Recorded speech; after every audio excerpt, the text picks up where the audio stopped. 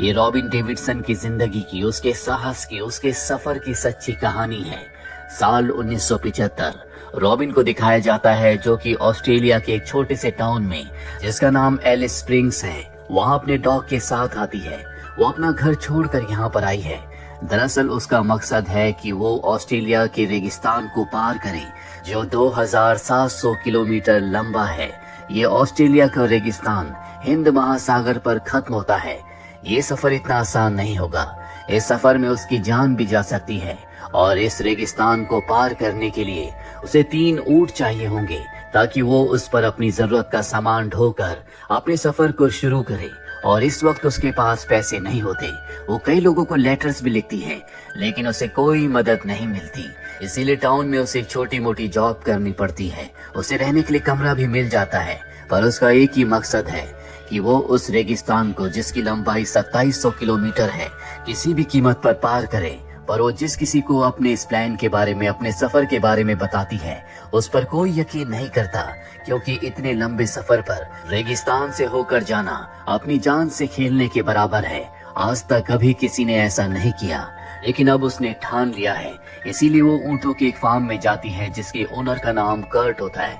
वो कर्ट को अपने सफर के बारे में बताती है और कहती है कि मुझे 3 ऊंट चाहिए, ताकि मैं अपना सफर शुरू कर सकूं। कर्ट कहता है कि ये संभव नहीं है।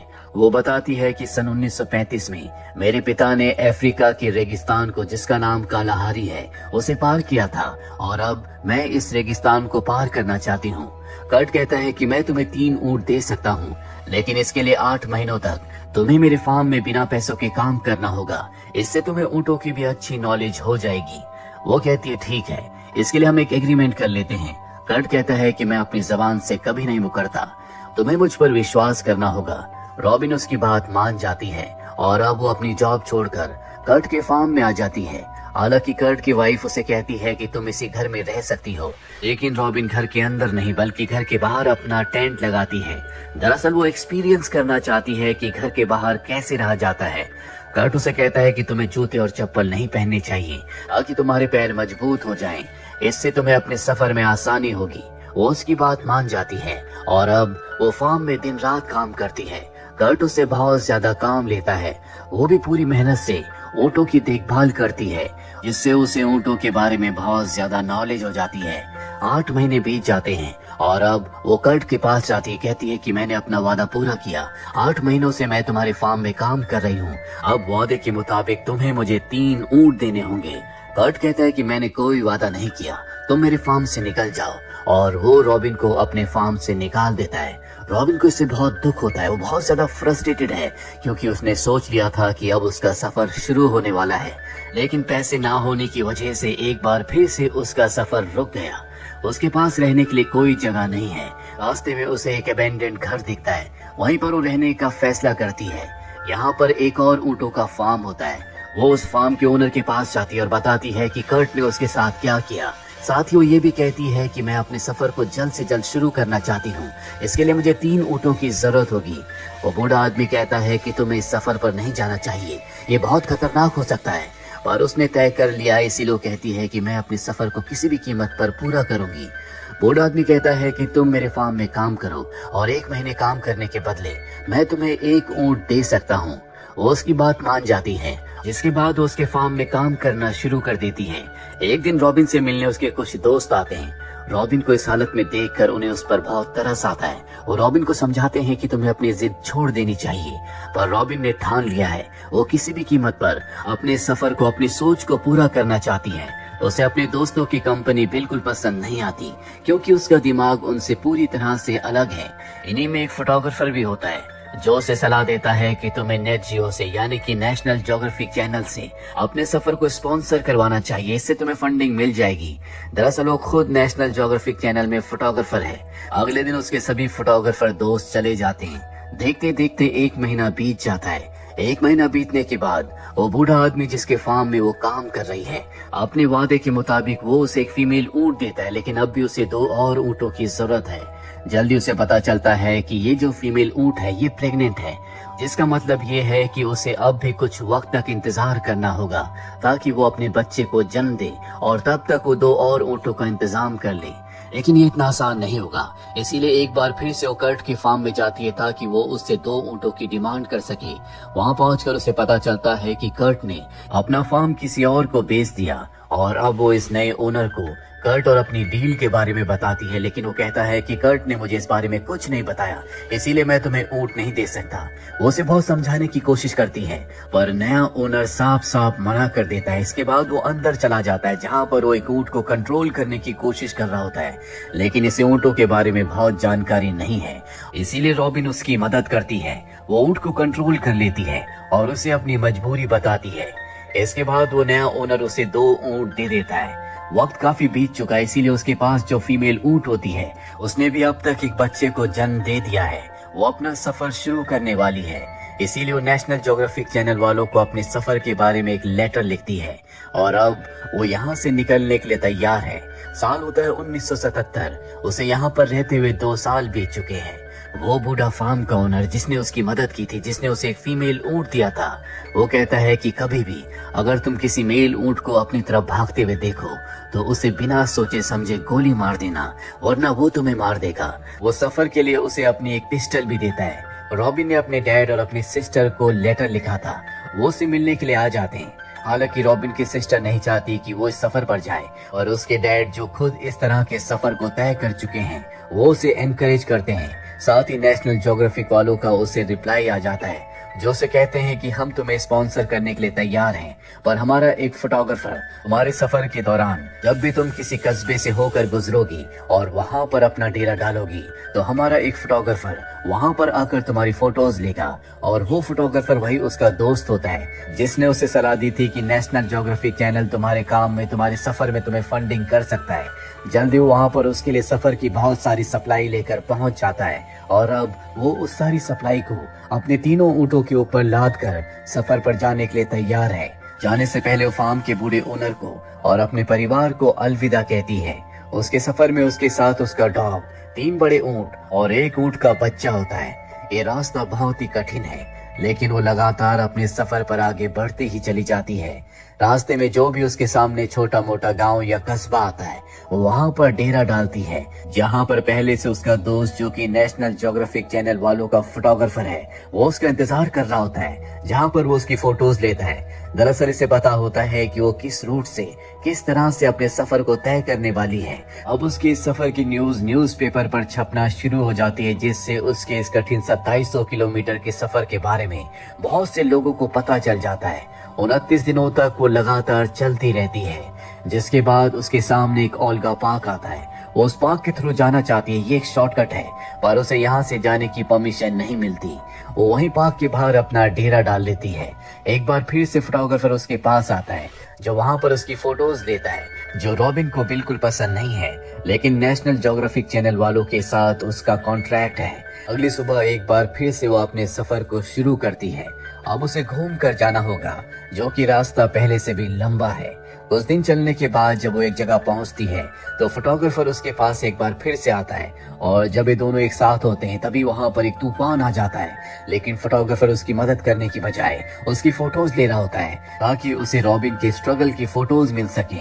रात को ये दोनों एक दूसरे के साथ होते हैं और अब अकेले होने की वजह से ये दोनों एक दूसरे के बहुत करीब आ जाते हैं। हालांकि इन दोनों के बीच में किसी तरह का कोई प्यार नहीं है। रॉबिन एक बार फिर से अपने सफर को शुरू करती है। कई दिनों तक वो चलती रहती है और आज चलते चलते उसे पूरे 61 दिन बीत चुके हैं। रास्ते में बहुत कम ऐसी जगह होती है जहाँ पर उसे और उसके ऊँटों को पीने के लिए पानी मिलता है। वहाँ पर वो अच्छे से पानी पीकर एक बार फिर से अपने सफर को शुरू करते हैं।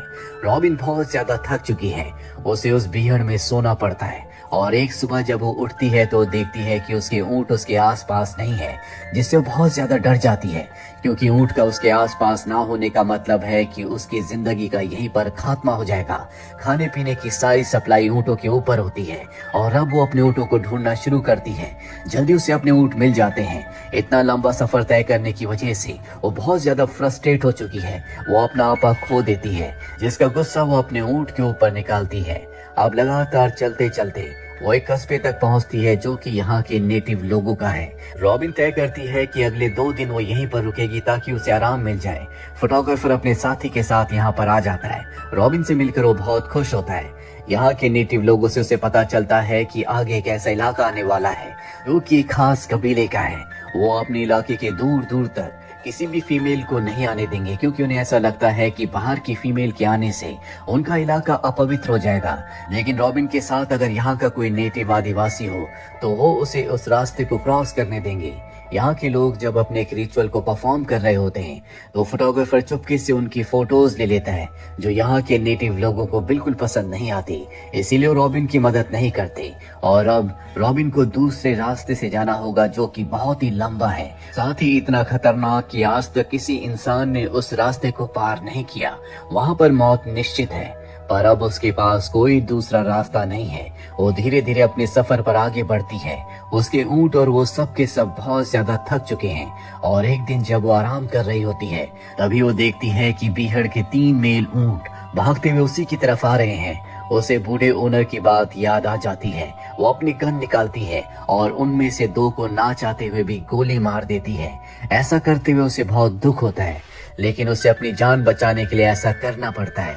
अब चलते चलते रॉबिन एक नदी तक पहुंच जाती है जिसमें पानी बहुत कम होता है। वहां पर वो और उसके ऊंट अपनी प्यास को बुझाते हैं। तभी यहाँ पर 4 लोग आते हैं, जिसमें से 3 यहीं पास के कबीले के हैं और एक ऑस्ट्रेलियन। रॉबिन उन्हें अपने सफर के बारे में बताती है कि किस तरह से वो 2700 किलोमीटर को पार करके इंडियन ओशियन यानी कि हिंद महासागर तक जाना चाहती है। वो कहता है कि जिस रास्ते से तुम जा रही हो ये बहुत ही लंबा है, वहाँ पर तुम भटक सकती हो, तुम्हें सीधे रास्ते से जाना चाहिए। रॉबिन बताती है कि वहाँ से मैं नहीं जा सकती, क्योंकि वहाँ के जो आदिवासी जो नेटिव लोग हैं वो अपनी धरती को पवित्र समझते हैं और किसी भी अनजान फीमेल को वहाँ से नहीं गुजरने देंगे।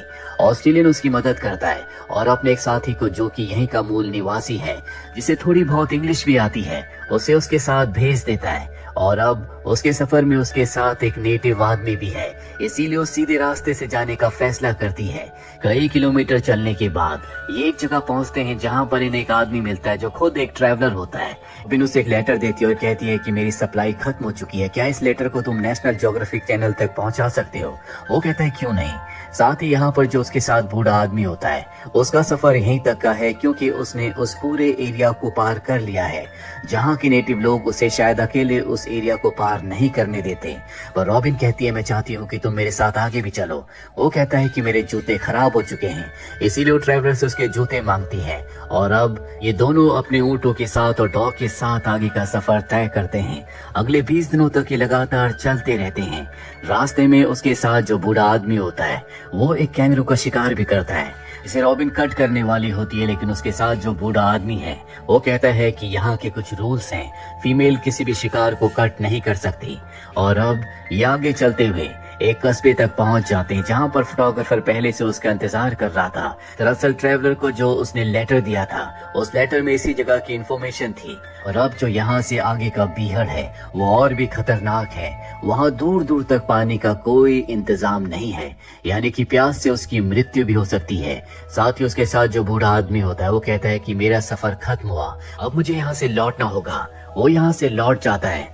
उसके साथ जो फोटोग्राफर है वो कहता है कि मैं कोशिश करूंगा कि बीच बीच में मैं पानी का इंतजाम कर सकूं।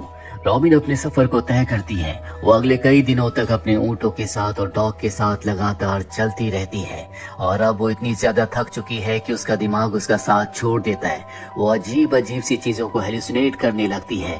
कभी वो बिना कपड़ों के चलती है। साथ ही उसके पास जो उसका दिशा का कंपास होता है, जिससे उसे दिशा के बारे में पता चलता है, वो भी खो जाता है। पर बहुत ढूंढने के बाद उसे कंपास मिल जाता है, जिसके बाद एक बार फिर से वो अपनी दिशा देखती है और लगातार चलती रहती है। कई दिन चलने के बाद वो एक घर के बाहर पहुंचती है जहां पर एक बूढ़ी औरत होती है। उसे लगता है कि ये भी वो हेलुसिनेट कर रही है, पर ये सच होता है। वो उसे अपने घर में इनवाइट करती है जहां पर वो पानी पीती है, खाना खाती है। कई दिनों के बाद आज वो नहाई है। कुछ दिन यहाँ बिताने के बाद एक बार फिर से वो अपना सफर तय करती है। रास्ते में उसका डॉग बहुत ज्यादा प्यासा होता है, इसीलिए गलती से वो पॉइजन पी लेता है। यहाँ पर उसने अपने डॉग को खो दिया है, जिससे उसे बहुत दुख होता है क्योंकि पूरे सफर में उसका डॉग उसके साथ था।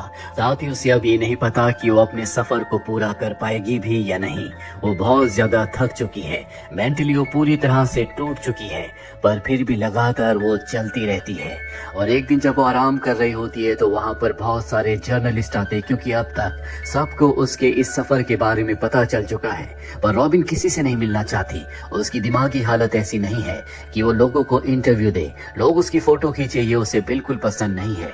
इसीलिए वो यहाँ से निकल जाती है और वो अपने दोस्त फोटोग्राफर को, जो कि नेशनल ज्योग्राफिक में काम करता है, बता देती है कि वो अपने सफर को कहाँ पर खत्म करेगी। लगातार चलते चलते फाइनली वो समंदर के किनारे पर पहुंच जाती है, जो कि इंडियन ओशियन है, यानी कि हिंद महासागर। उसने 2700 किलोमीटर की जानलेवा सफर को तय किया है। उसका दोस्त फोटोग्राफर भी यहाँ पर आ जाता है, जिसके बाद वो समंदर में एक गोता लगाती है और पानी के अंदर हमें रॉबिन को दिखाया जाता है, जिसने वो कर दिखाया जो आज से पहले कभी किसी इंसान ने नहीं किया। और इसी के साथ रॉबिन की जिंदगी की सच्ची कहानी यहीं पर खत्म हो जाती है। उम्मीद करते हैं कि ये कहानी आपको पसंद आई होगी।